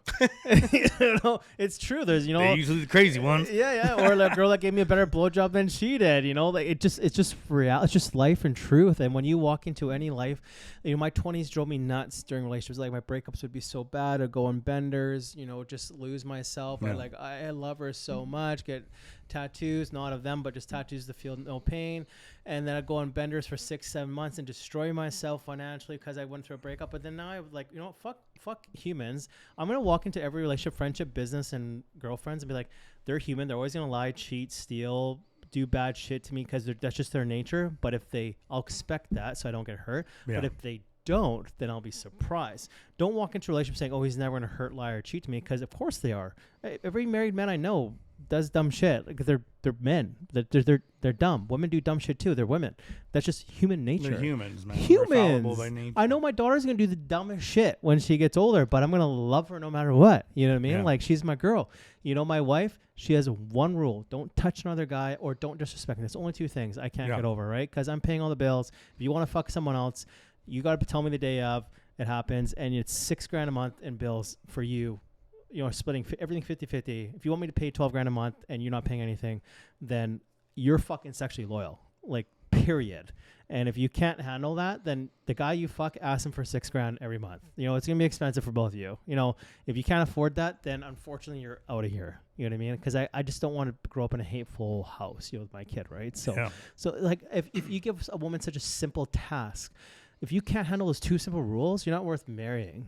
You know what I mean? Like, you've already had a past. Like, who knows what your real past is? I always tell her, if I found out that you were a Titanic whore before I met you and you told me you slept with 12 guys and you were like a Titanic whore, I'd break up with you tomorrow.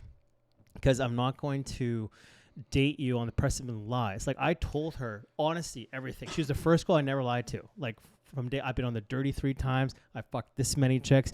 I've had chlamydia this fucking times. I had an abortion before. Like, I've done this amount of drugs. You know, I partied and done this dumb stuff. I've been in jail this many times. My credit score is this. You know, like everything. Because I learned one thing about dating or just relationships over general. Time reveals all truths. If I plan on building a life with anyone, I'm going to tell her everything up front. Because then if she stays with me, I know she really loves me. And then I know she can never get mad at me for something that pops up in the future. Because over the last 5 years, some people have brought up stories of my past to her to try to break us up. And she's like, oh, I already know that. So I was like, oh, it worked. You know, just honesty is the best policy. And I just expect it in return. Like, I'd rather like my boys tell me I'm getting fat. Tell me I'm being broke. You know, tell me I'm being a fucking loser. Put me in my place. I need to know because I can't tell sometimes, right? Yeah. This is why I hired an accountability coach, because he's brutally honest with me on everything, which I need, because people aren't honest nowadays because they don't want to hurt your feelings. So I'm like, with the wife, I'm like, hey, if you ever see me getting fat or, you know, being lazy, just tell me I'm a fat piece of shit, because I need to hear it. I need to hear it out of your mouth because I want to be the best version I possibly can. Just sometimes people always fail and fall off the tracks, and with work and business and stuff like that. It's always good to be reminded from a true friend. Just tell me the truth. Yeah. Yeah. I'd like it to be massaged a little bit more. I like the brutal truth, man. Just rip off the Band-Aid and tell me how it is. You know, hey, you're being a fucking idiot tonight. Well, thank you for telling me that. Like my buddy in hockey, like I cross-checked him so hard, and he comes up and fucking punches me in the back of the head, and I looked at him like, Hides, what's going on? He's like, you fucking hit me first. I'm just reminding you that we're friends. I'm like, oh, yeah, thanks. Sorry. I didn't mean to hit you. I thought I was hitting someone else. You know what I mean? Yeah. Please remind me what I'm doing, because sometimes you just, in the moment, you just forget what you're doing and stuff, right? So it's the heat of the moment and stuff, right? So, yeah, that's why I've started surrounding myself with honest people. I don't mind honesty. Yeah. Just sometimes. Well, with women, you got to be honesty with a sugar coat, because they're very emotional. Like my wife, a couple years back, she was getting out of the gym. She stopped going to the gym, and then she was getting a little sloppy, you know. And I'm like, the hardest thing in the world is telling you, like I had this ex once that gained like 40 pounds, and she used to be so hot. Then we stopped fucking, and then I sat her outside, we're high and blowing, smoking cigarettes, and she's like, why don't you fuck me anymore? I'm like, do you want the honest truth? She's like, yeah. I'm like, because you're fat as fuck now. You gained like 40, 50 pounds. Like, you're huge. And she's like, and plus you cover up all the time. And when your girlfriends come over here, they're all skinny little 120-pound dime pieces, and with their tits showing and abs showing and their hair done and high heels on. You're wearing sweatpants and a hoodie for the last 3 years, no makeup. Like, nobody wants to fuck that. The next day, she started working out and dressing sluttier. And we started having sex again. Because when you mention to a girl, hey, your friends look hot, you know what I mean? it's like drives them nuts. They're like, oh my God, he's looking at other girls' competition. Then it makes them, you know, want to do better. You know, this can go both ways. And you might not even be looking at them. You're just like, it's attraction. You need to look like them. Yeah, there's a reason why girls do their hair or do their makeup. You know, the worst thing that a girl can do when they get in a relationship is they stop trying, you know, appearance-wise. Men are visual. This is the reason why I go to the gym and there's a hot girl. I just automatically look at her in my peripherals without even wanting to. And my body's just like, oh, she's hot. I'm like, cool. Now let's go back to the gym, work out. You know what I mean? Yeah. We're naturally designed to that. And then when a girl stops trying, she starts gaining weight and then stops wearing makeup or heels. You know, then the guy's like, I don't want to fuck a slob anymore. You know, this is why when guys don't really want to move girls in, because when you move a girl in, they get lazy. You know what I mean? But we both do. You start seeing them farting. The bathrooms are disgusting. Their hair's clogged in the toilets. It's gross. But when you pick them up for a date and they don't live with you, you see the best versions of themselves, right? Yeah, that's what I miss about it, Yeah, it's my ex was, so it was like right around COVID and everything, right? And then she got laid off work, was at home. It was a depressing time. It fucking was, man. And I was not the easiest to deal with at that point. I can imagine dating you. So you know, I put her through a fucking grind, and we were vitrolic to each other. The lines of communication were always very combative, right? And then it's now the woman I'm with is like complete opposite. Mm-hmm. But that's because we have like open lines of communication. Mm-hmm. I can be my authentic self, good and bad, and she could be her authentic self, good and bad. We're able to share how we're feeling. It's like the first relationship I've ever had where like we got into it one time when I started raising my voice. Then I stopped because I was like, I don't want to do this. Mm-hmm. That was like the first time ever in my life. I was like, I don't want to do this. I don't want to have this. Whether we need to stop for a minute or talk about this tomorrow or whatever, but like I want to have like level-headed, open lines of communication and not like angry, reactionary kind of relationship. No, I get with you. Like when I met the right one for me, my wife, we don't never name call each other. Never argue, never raise our voices to each other. If we have a disagreement on something, we literally sit down and talk to each other logically with no emotions and no name calling. She agrees or disagrees, and then I bring facts, just like a debate. And then usually 99% of the time, I'm usually right because I'm pretty logical. Women think with emotion. I'm not trying to say I would be honest, I am smarter than she is. She's very just emotional. She's just very... Women are. That's just who they are. Like women, you got to treat them and cuddle them a little more.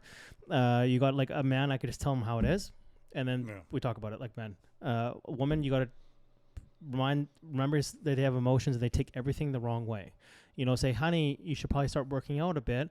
And she's like, oh, I'm fat. I'm like, no, you're just on the verge of getting fat. Maybe you should work out because I'm working out. I don't want to get lazy either, sweetheart.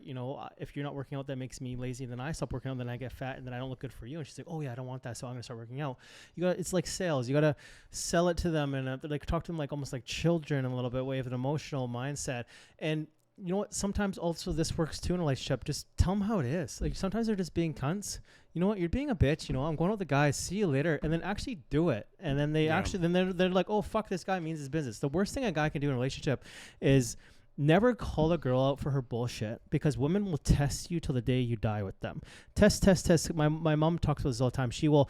My stepdad's the nicest guy, but he's too nice. So she'll purposely start a fight with him to get a little anger out of him so she can get wet for him. Make sense? Like she needs to see a little bit of manliness. It's called a stimulus response. Stimulus response. This is why women love drama. The number one watch show for women is Real Housewives. I can't handle that shit. Yeah, it's because they love drama. When it's on TV, I get like anxiety. I'm like, I cannot watch. No, it's stupidity. Yeah. Yeah, so when my wife gets a little grumpy sometimes, I just like, shut the fuck up. You're being annoying. Like, I'm going out. I'm going to hockey. I'm going to the movies by myself. Like, I'll talk to you later.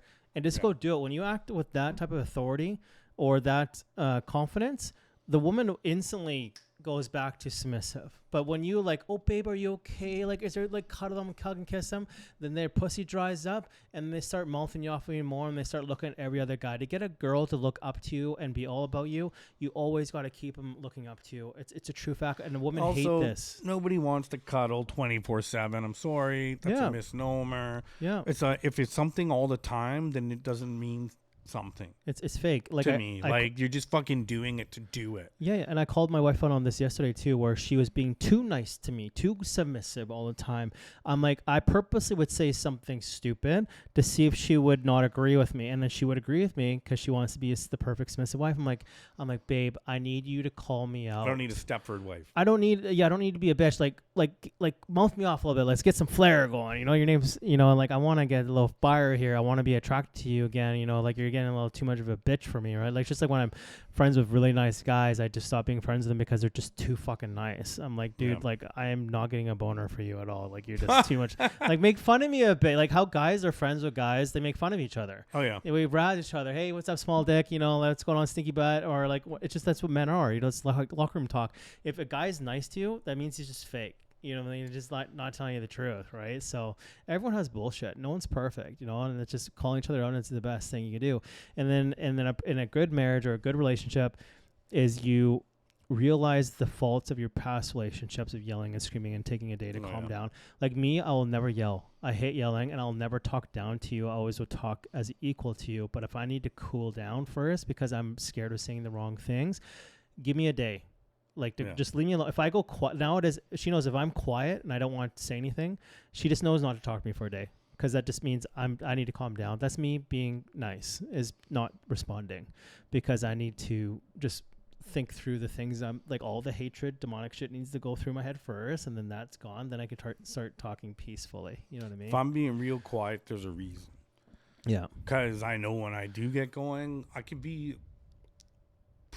get pretty mean. Yeah. Right? So sometimes it's like, okay, hold on. If I'm just being really willfully quiet here, just give me that. Yeah. And then we can revisit. Because I've said the wrong thing plenty of times in my life. Yeah. And I never walk away feeling good when you hurt someone. I don't care if it's a buddy or like a spouse, family member, whatever. I don't take joy in that. I'm the type of person that I might in the moment be like, oh, fuck, good, I hurt them. And then after, I'm like, oh, man. Black Bob comes out. Yeah. You both yell a few times. I think it's actually hilarious if you get hammered. Well, like, we're friends, relax. Booze changes Yeah, people. I call it native drunk. One of my good friends, he does that too. He just drinks. He looks at you like he's gonna kill you. I'm just like, what happened? So I do think there's something definitely to like indigenous peoples and alcohol. I know that like if I have like the first couple beers, my face is like, it's like I have allergic reaction. My face goes blotchy red. My eyes will be like so itchy, drives me insane. And then I get past that little point, and then, yeah, we're off to the races. So I try not to go there anymore. I like feeling as level-headed. I mean, I'm a far better pothead than I am a drunk. Yeah, like me, like my thing, like if I'm sober, I'm the worst person. But if I was high, I was never a drinker, but if I was high, I was the nicest. You want my car? Here you go. Oh, you yeah. need $1,000? Here you go. Like, have a big house party, big pile of blow, whatever. I don't care. Let's just have a good time. Like, that was me high. And then one of my old friends at the time, Travis, he's like, I don't think these guys are actually friends with you. I think they're just here for the free shit. And then so I'd be like, I would just never bring it out anymore. And then people stopped showing up. Yeah. Yeah. So I was like, okay, yeah. Then I got clean. That's a pretty good, that's like a microcosm of life, I find. Yeah. Most people are like, what am I getting from this? Yeah. Or there's like some angle, like they're trying to fucking, I don't know. I think a lot of people put themselves in situations for personal benefit, right? Yeah, no, and businesses like that, right? You get a lot of guys. I mean, my dad always owned his own company, and it was like weird because some of the guys you'd see, they'd be like, oh, they'd almost take this attitude that they were somehow used by him, even though he employed them for 15 years, and anytime they wanted to go on their own, he supported it. They'd go out, and inevitably they wouldn't pay their fucking taxes, and everything would get fucked, and he's supposed to garnish them, and he wouldn't. And then, like, at the end, if they, like, misappropriated all their money, pissed all their money away, drank all that money away, it was fucking his fault because he has a fucking Corvette. For what? You didn't do what you were supposed to do. Right? And everybody wants to feel like, oh, if the person's, and he was providing fucking, life's not free. Right? Like, even with friendships and stuff, it's not fucking free. Yeah. You can't just always come and take from somebody. There's got to be like a give as well. I call them freeloaders, yeah. Yeah, and it's like, or I hate this now as I get smarter and people are trying, like, financial advice. Like, people go, how did you get rich and this and this and this? I'm like, why should I tell you? You didn't spend the hours of learning and researching. You spent hours learning about football stats, out partying. I spent my Fridays and Saturdays learning and digesting and sifting through things, how people do things and how people don't do things, and learning from everyone's mistakes. And then so I started applying those to my practices, and then it all worked. That's the difference between me and you. Why should I give you the free advice on where to invest and what not to invest? I'll charge you for it, sure, and this is how I made money off it. I'll charge you for the advice or a commission off it in real estate because I do make great investments. So people started noticing because I would also post my financial stats, my actual income, and then they're like, "Oh, well, you make a lot of money doing this. Can I also invest?" I'm like, "Yeah, sure, but there's a 4% charge," and they're like, "On both sides, so I can make 8% off you." And then they're like, "Okay," and then this is how I made my millions doing that. Times thousands of buyers. So that's how I made my money so far. And then also, hopefully, crypto is going to take off here pretty soon. But so we'll see what happens with that.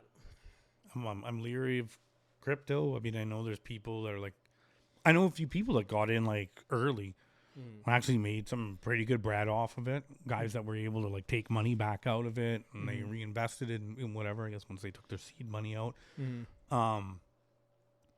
It's just even the fucking stock market. See, I've always felt like, my dad and my uncle are really into that. They're very shrewd investors. But like I watch them on the roller coaster of like when the markets are going up and down, right? And they're just like watching it. And I'm like, this is like fucking playing roulette to me. Like, what are we even fucking buying here? A company? Okay, the company, whatever. I mean, sure, there's blue chip stocks. It just all seems fake to me. It is all fake. It's all fake. It's smoke and mirrors, and it's people. It's like they've taken this need that humans have to gamble, and they've created like an industry on it, and they like dressed it all up like this was a professional industry, and all people are doing is betting. You're betting on this that you think it's gonna do fucking better, and sometimes you hold out long enough and you make money, and sometimes you catch a wave early and you make money, and other times you fucking lose it all. And it's just kind of fake to me. I don't. Well, everything's fake. Everything we do is fake. Real estate's fake. Mortgages are fake. Fiat currency's fake. Everything's fake, right? But the one thing I learned in life is the difference between rich people and poor people is rich people take all the risk. You know what I mean? They risk it all. And poor people, they're complacent and they want to keep their 9-to-5 job with their $10K in the bank as an emergency fund, which I totally understand. But don't complain that you're working 9-to-5 till you're 65. That's just how it is. A rich person, if he's not born with money, he's literally saved up a down payment on something. He invested in blue chip stocks, crypto, or real estate, the big four. My dad did real estate, and it was always started out. Couldn't even get a loan at the bank at the time because he was self-employed, and in like 83, they weren't giving out loans to people self-employed. Yeah. So my grandma lent him the money for their first. They bought like a duplex. I can remember. It's like the first house I ever remember. And like literally we lived like every year and a half we had a different house. My dad would buy a spot and he'd fucking reno it all up. He'd use all his connections through construction and everything, reno the place, sell it, make a bit of a profit. And he did that. And like I lived in like, by the time I was 18, I'd lived in at least 30 houses. So sometimes 2 houses a year. We'd move from one spot to another one, and he'd pay capital gains because he sold it sometimes, 2 in a year. You weren't allowed to do that. But like, and then in like 2000, that's when the housing prices in Langley really started to go.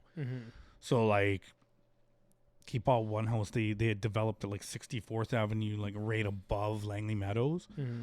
And he spent like $380,000 building the house, and he wasn't planning on selling it. And that's when all of a sudden the market started going nuts, and he got like $875. There was like a bidding war for the house, and he's like, I couldn't sell that fucking place fast enough. Yeah, he's like, it was the most money I'd ever made. Yeah, just off of like one thing. Yeah, and then between like 2000 and 2012, every flip was like another big flip, and he caught a wave. I know for myself, like I bought my first condo, I was 19.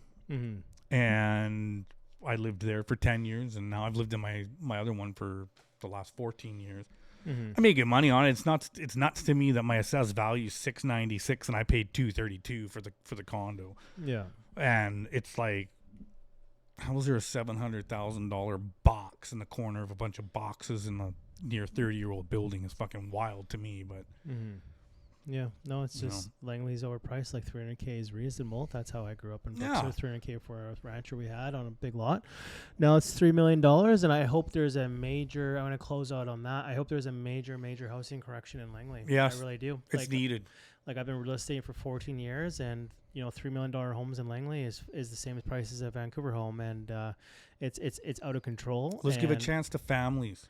Yeah, that's what I said. Like I figured it all out this year. I've met the right people and the wrong people, and I met people that were getting shit done versus people not getting shit done.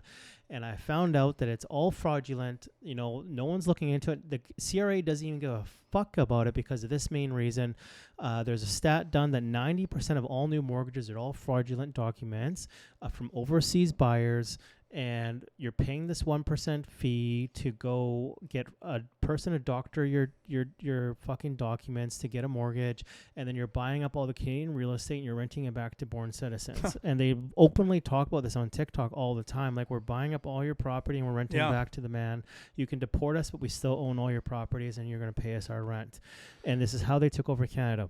Which is crazy because in Saskatchewan, they just made a new law that you can't, unless you're like a fucking citizen, you can't buy property there. Brock Lesnar was just on a podcast talking about how he moved into Saskatchewan and he had to become like a Canadian citizen to fucking buy the property. Yeah, and I'm thinking to myself, we need to do that across the rest of the country. Yeah, because if we wanted to go to China and buy something, they're not allowing us to purchase it. A lot of people don't know this, that we go to China or India, we can't buy property unless we're born there. No. We can't have any position of power over there over a born citizen. We can't be in government, military, police officer, medical. I mean, you can come. Nothing. We can come, but visit, that's it, but we're gone. And then people are like, oh, it's racist over here if we don't allow them. No what? Like, it's very rare that you can buy property in a place that you're not born. Canada is just a fucking pushover. And like my wife, she does K-5, and people are saying they want to deport 9 million people in the next 2 years, and that 9 million in a 40 million population is quite a bit of people, and it needs to happen. And if it collapses prices back to where they should be, then so fucking be it. Right now, we're in the worst housing bubble in the world. We're the most expensive place to live on the planet, housing wise and just day-to-day life, that it has to stop because it can't get any worse. People, like I always say, the reason why there's only 15 sales in all of Langley for single families all year is because no one can afford $3 million mortgages, $10,000 a month, $12,000 a month, whatever it is. And the people that are, I drive by and I see the people that are moving into these fucking places. I'm like, that's fake docs. That's all it is. Yeah. And you know what it is? This is how they did it. So their families came over to Canada and they all worked together. One son got into the banking system. He became an underwriter at CIBC or Scotiabank or TD Bank, whatever it is. And then he pushes through all of his family members' deals with exceptions. Because a bank once told me, we can make an exception to help you do this and that.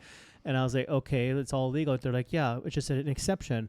But what is the exception could mean a broad thing of things. So what does that mean? I was just asking to get my uncle off title at the time because that was one of the agreements TD made with us. So we got that done. But I was like, who decides what exception is? And it's the underwriter that looks at all the docs. So I'm like, weird. So what happens if one of their family members is an underwriter at a big major bank like RBC? All got loans. and they all got loans, but the guy that's been here for his whole life, 9 to 5, is a construction worker, electrician, or plumber, or floor guy, makes $130,000 a year, can't even buy a home because he doesn't qualify because there's no exception. How is nobody looking at that? And then the banks told me, they're like, because the bank, the Canadian economy relies on our housing for its propped up dollar value. And if they investigated literally every deal, they would find probably 90% fraud on all documents. And if they voided those mortgages, it would collapse the Canadian economy overnight. So now they're making an effort with AI to filter out new mortgages that are fraudulent, but the ones that are already in place, they gotta leave them because they would collapse the economy overnight, and then Canada would go into a major recession. Everyone would lose all their money. So because our money's faked up on fake propped money, like it's called fractal banking. When they give you a mortgage of $3 million, they actually don't have $3 million cash in the bank. It's just a number on a screen. They actually don't have the money. It doesn't exist. It's just telling you that your debt for $3 million to TD Bank, and that you have to pay $4,000 a month interest for 30 years to pay it off, and the bank makes double the amount of investment off of you while you work a slave for 30 years, and then you're old and you die, and then your kids may inherit a free housing. But that's a slave system. You know what I mean? And I figured out this year, this is why, like, when I'm real estate, I'm like, it's all a scam. You know, talk to all the mortgage brokers, all the realtors. It's all a fucking scam. Who can sell it the best? Who can make you sign these paperwork to get in? But then again, on the good side, who doesn't want to own a home? The reason why I bought this home is because we had a kid, and I'm tired of moving because of renting. Yeah. You know, or the landlord kicked me out because he wants higher rent, or he wants to get his family members in there. So I wanted a home that we never have to move from. This is why I bought this place. We pay $4,200 a month in interest. This is a stupid fucking place, and you know, we're going to pay off our mortgage next year, but so we have no more payments, but I'm fortunate enough to be smart enough to do that for us. But a lot of people are stuck working 9 to 5, and, you know, they're stuck in this slave system. And then you see all this. This is why I'm starting a new podcast called The Walmart Realtor, is designed to make fun of bad realtors who are not educating their clients or on this terrible fucking shit that's going on. Right. Like, and then, you know, CRA or anybody can look at this podcast and ask me any of these questions. I don't know who's doing this. I just hear about it all the time. You know, it's very obvious. It's very obvious. You don't have to be a rocket scientist to figure out what's going on. The propped up house marketing, like back in 2021, 2022, people were paying $300K, $400K over asking prices for fucking stupid houses. Yeah. Your place was worth almost $8 at one point for your place. That should never be a thing. You know, 20 years ago when houses were $300,000, condos were when I first started real estate, condos were $150,000. That should be, that's normal. That is first condo I bought was $88,000 taxes in. Yeah. 700 square feet, 1 bedroom. Yeah, exactly. Like that's how it should be, right? Like that's how, like anywhere else in the world, it's cheap housing. Like in the States, you can for $500,000, you can go to Texas and get a fucking castle. Yeah. Yeah. Right, for $800,000, you can go to the UK or Scotland or something like that and get actual real castle. You know what I mean? Like it's just so propped up here, and then unfortunately, a lot of developers have their money stuck in these bad projects where they paid millions of dollars for lot prices. Their building costs have stayed the same, but they paid millions of dollars for the lot prices, so their money is stuck. So they can't sell less than something that is current market value because they have no margin, or they are going to lose their money. But if there's no new sales moving forward, and people, for put things in perspective, to get a $2 million mortgage, you have to make $300,000 a year on paper after taxes. That's less than 1% of the Canadian population that can afford that. So anything over $2 million takes a year or 2 years to sell. But then who's buying it is someone that doesn't speak any English, has a numbered company that brought their money from overseas. How does someone from overseas get a fucking mortgage on a place? You know, if they're not a Canadian citizen, but they have underwriters pushing it through a numbered company because that's the loophole. And, you know, I'm not going to lose my license over this because this is all true. I'm just blowing the whistle on it because no one really gives a fuck. Everyone's talking about, oh, the market's going to pick up. Like right now, people are all horny over the lower interest rates coming back in. Yeah. Then people are like, oh my God, we're going to see 21 on 22 prices, you know, over asking prices. No, you're not. People are so broke right now. People are not paying their credit cards. People can barely afford groceries. They're not worried about saving a down payment for a house. You're going to see a lot of pain here over the next 2 years in real estate, a lot of slow growth, a lot of slow sales. You know, we have over 500 listings alone in Langley right now that are not selling. You know, people are getting desperate with prices. You're starting to see the teetering, you know, prices starting to go like this now and going like this for a market correction. If I sell mine, and I know people will be like, oh, Winnipeg. But that's where I was born. Yeah. Well, I look back east all the time because my cousins live in Saskatoon as well. Mm-hmm. Now, I got no problem going back there because at least you can live for $300,000. I can buy a really nice house, you know, and live a life. I have a yard, you know. I put my dog in the backyard. Yeah. Right now, I'm lucky. I do have an 800 square foot patio. Yeah. Because it's like a rooftop patio, but you know, that shouldn't be something that that should be something that everybody just gets. Not you shouldn't feel fucking lucky to have a yard and 4 bedrooms. A big deck. Yeah. It's like today with new construction. If you drive up 197th here, you'll see all new housing. All new single families don't have yards anymore. No more yards. No more yards. No road It's just hockey, all house. Nothing. You know, it's like, what's the point? Like right now, I'm not going to say their name because I like their construction. They build good houses, but they're building stupid houses, just square footage wise.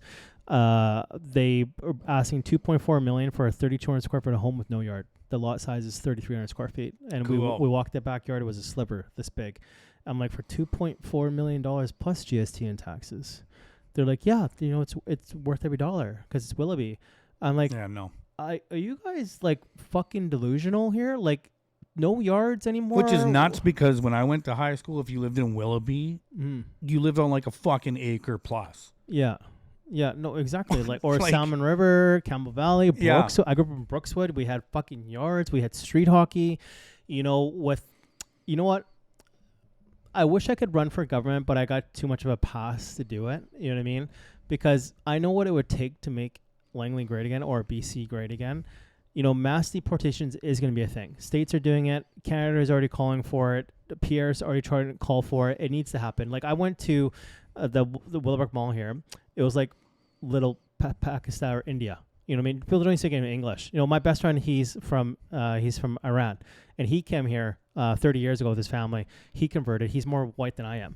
And he's more Canadian than I am. And he moved out of here to go to Shuswap to get away from immigration because he says it's so bad down here. The language barriers, like my wife teaches K-5, they don't even speak English at all. And their culture is so different. They're not used to seeing women uncovered. Their culture is so drastic than ours. They're touching women, raping women, stabbing women because that's their culture. They abuse women and stuff like that. And anyways, I went to the mall. There was that new pub there that has the rooftop there. Oh, Tap and Barrel. Tap and Barrel. It was all immigrants, every single one. And I'm like, what happened to Langley? You know what I mean? Langley used to be such a beautiful small town vibes. Why are you overdeveloping into Surrey 2.0? Surrey 2.0 Surrey is ugly. You know, Abbotsford ugly. It's just the infrastructure is ugly. There's so much crime there and shooting there. What happened to Langley? You know what I mean? Just wait till they bring that friggin' SkyTrain Oh, down it's gonna make it Fraser worse. Highway. I saw this guy yesterday, and he was just some white kid. And he was like tripping balls on. He took some fucking drug and he's holding like a mag flashlight. And he's like, I thought he was gonna throw it at my car. I was standing there, and he's like, look, and I'm like, look at this, man. And it's not gonna get any better. Nope. Because they're like, oh, we'll just put in drug vending machines and let everybody get fucking psychosis while they're Free running around on drugs. the fucking road. Like, what? This ain't gonna end well. Yeah, no. I used to get psychosis all the time on drugs. I know exactly what that's like. But no, it from a financial real estate perspective, making money in Langley is going to be very good. But from being a moralistic town vibe guy, it's going to get really bad culture. I'm selling and getting out. I'm That's- going back east. If it wasn't for my mom and dad being 2 minutes down the road helping with babysitting, and my mom really wants to be part of my kid's life, so is my dad. You know, my dad maybe got 10 years, she's maybe got 15 years. You know, I would be on the island. I'd be in the interior. I'd be in Vernon. It's also hockey keeps me here because it's right down the road. My job is literally everything's within 5 minutes. Daycare's in 5 minutes, so it's a very good location. You know, I'm born and raised here, and I don't believe in running and running away and not fighting. I'm just going back home. Yeah, you're going back home, but this is my home, right? So it's just. I moved when I was 12 from Winnipeg, but Yeah. we went back there in the summer for a birthday. Yeah, And I was just like, I got there and I was like, oh, fuck, I feel it's peaceful, quiet. just, It's man. traditional. It's home. It's home. Yeah, I'm a Langley right till the day I die for sure. I may do a lot of traveling to get away from here, but I'm a Langley right till the day I die. I'll never leave this place. I don't think I will. It's too hard. But anyways, we'll finish off that note. That's almost 2 hours. So Beauty. and I gotta pee. Love it.